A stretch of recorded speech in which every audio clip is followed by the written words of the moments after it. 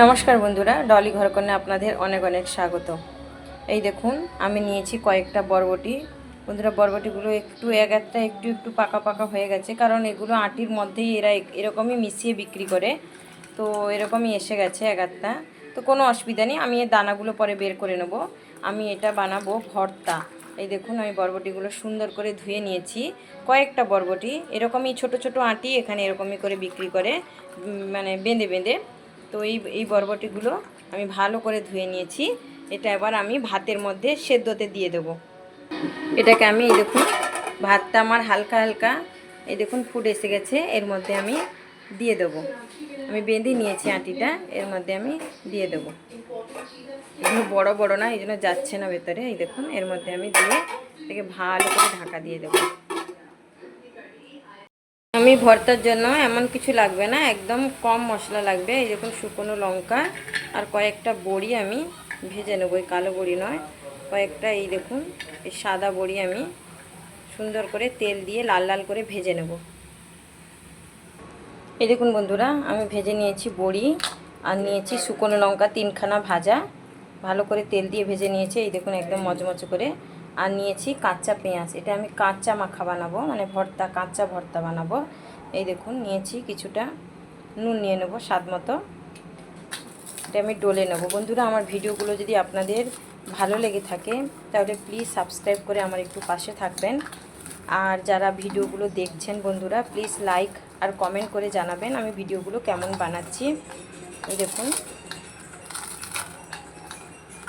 এরকম করে ভালো করে গরম গরম অবস্থায় আপনারা এরকম ডলে নেবেন, তাহলে ভালো করে ডলে যাবে। আর একটু দেরি করলে ওটা মচমচে হয়ে ডলবে না, ওটা একটু আখা আখা, মানে ডলতে চাইবে না, তখন একদম হয়ে থাকবে, কড়ক হয়ে থাকবে। তো এই জন্য সঙ্গে সঙ্গে ভেজে আপনারা সঙ্গে সঙ্গে এরকম করে ডলে রেখে দেবেন। এই দেখুন, পেঁয়াজের সঙ্গে ভালো করে এটাকে ডলে নেব।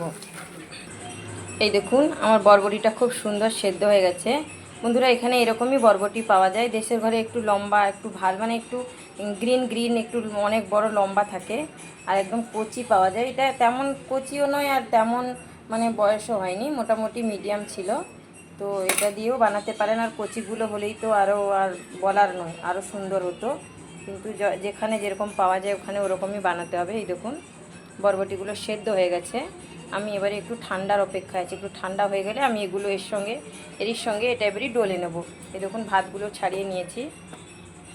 এটার আমি এই দেখুন, এটা একটুখানি মানে হয়ে গেছে, তো এটা আমি নেব না, আমি এর দানাগুলো বের করে নেব। এরকম করে দানাগুলো বের করে নেব। এই দেখুন বন্ধুরা, এই বরবটিগুলো না, প্রত্যেকটা বরবটি দুই দিকে দুটো শিরা থাকে। এই দেখো, এই পাশে একটা শিরা আর এইখানে একটা শিরা।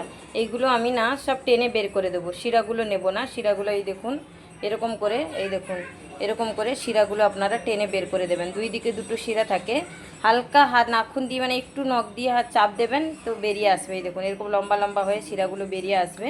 তো এরকম করে শিরাগুলো আমি সবকটা বের করে দেবো। দেখুন, আমি সুন্দর করে সব বেছে নিয়েছি। এবার আমি এটাকে ভালো করে স্ম্যাচ করে নেবো। এই দেখুন, এর সঙ্গে ভালো করে মাখিয়ে নেব। এই দেখুন বন্ধুরা, এরকম করে মাখিয়ে নিয়েছি। আপনারা চাইলে শিলের মধ্যে বেটেও নিতে পারেন, মানে সবজিগুলোকে সেদ্ধ হয়ে যাওয়ার পরে ওই এগুলো বের করে, ওর যে দাঁড়গুলো যেগুলো থাকে ছিলকার মতো আমি দেখালাম, ওগুলো বের করে আপনারা এটাকে শিলের মধ্যে বেটেও নিতে পারেন। কারণ বন্ধুরা, আমরা তাড়াতাড়ি, মানে ছোট আছে, আমার ছোট বেবি আছে, আপনারা সবাই দেখেছেন, এই জন্য এতটা মানে বাটার সময় দিতে পারলাম না। বাটলে আর একটু প্লেন হতো, আরও ভালো লাগতো। ঠিকই আছে, এরকমই করেও আপনারা খেলেও ভালো লাগবে আর বেটে খেলেও ভালো লাগবে। তো সেই জন্য আমি এরকম করে মাখিয়ে দেখিয়ে দিলাম, আপনারা বেটেও নিতে পারেন। এর মধ্যে দিলাম আমি জিরা পাউডার আর দিলাম সরিষার তেল, দিয়ে আমি এটাকে ভালো করে এরকম করে মাখিয়ে নেব। বন্ধুরা, এত সুন্দর গন্ধ এসে গেছে, আমার জিভ দিয়ে জল এসে যাচ্ছে।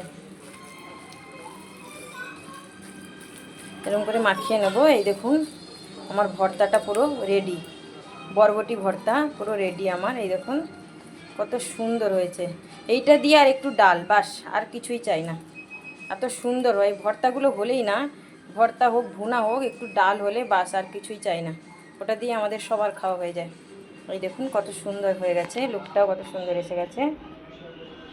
তাহলে চলুন বন্ধুরা, এটা এই পর্যন্ত, ফিরে আসছি পরের ভিডিওতে। আপনারা ভালো থাকুন, সুস্থ থাকুন। প্লিজ বন্ধুরা, একটাই রিকোয়েস্ট, আমাকে একটু সাপোর্ট করুন। এবারে আজকে চলুন বন্ধুরা, টাটা বাই।